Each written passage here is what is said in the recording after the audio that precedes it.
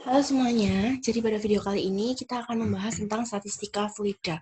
Nah, jadi kalau misalnya kita membahas tentang fluida, artinya kita membahas tentang cairan. Oke, kita akan langsung masuk. Apa itu fluida? Jadi fluida itu adalah suatu substansi yang mengalami deformasi secara terus-menerus dengan adanya gaya geser meskipun yang sangat kecil. Kemudian fluida itu adalah zat yang dapat mengalir, sehingga disebut juga sebagai zat alir.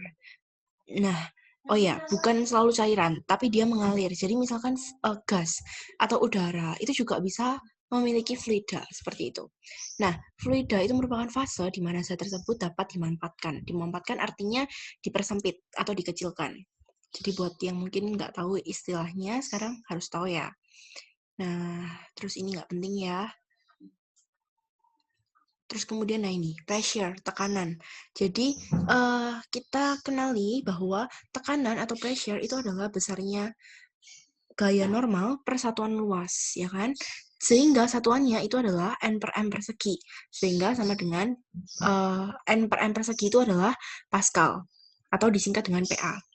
Nah, ini adalah konversi satuan yang harus kalian hafalkan, kalian catat, karena ini satuan ini mungkin akan digunakan ketika nanti kalian mengerjakan soal seperti itu. Jadi bisa dibaca sendiri ya. Terutama yang ATM ini penting. Nah, terus kemudian ini adalah variasi dari tekanan.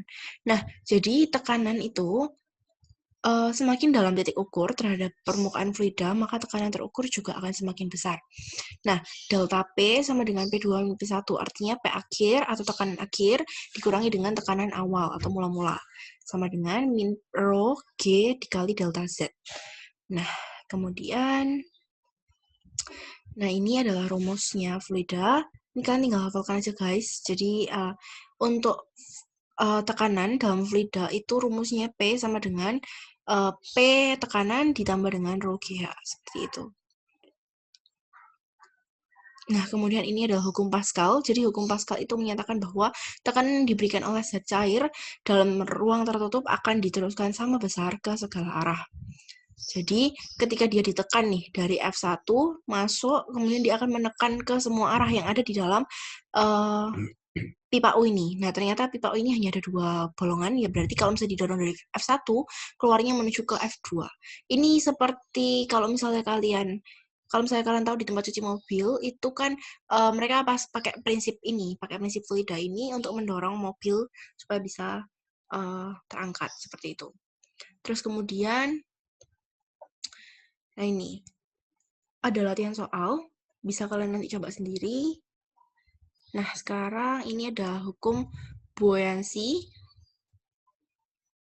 Nah, ini ya. Jadi kalau misalnya kita mau cari gaya di B, itu sama dengan F yang di bawah dikurangi dengan F yang di atas. Sehingga rho dikali F dikali G dikali S plus H dikali A. Nah, ini seperti ini. Nah, maka dari itu bisa ketemu rumus ini, rho fluida dikali dengan G dikali V. Kenapa kok namanya rho fluida? Karena fluida itu nggak selalu air, nggak selalu minyak, nggak selalu oli, nggak selalu udara, jadi kayak tergantung soalnya. Dan itu biasanya selalu diketahui, kadang juga dicari. Tapi tentu saja menggunakan rumus-rumus yang sudah ada. Nah, kemudian ini F di B itu sama dengan W, ya kan? Nah, kemudian bisa didapatkan persamaan ini. Jadi, V sub dibagi dengan V total sama dengan rho average dibagi dengan rho fluidanya. Ini ada latihan soal juga. Nanti kita akan membahas fluida yang lebih banyak di responsi minggu depan. Jadi, kita akan bahas latihan-latihan soal. Nah, ini juga ada latihan soal, bisa kalian coba sendiri untuk dikerjakan.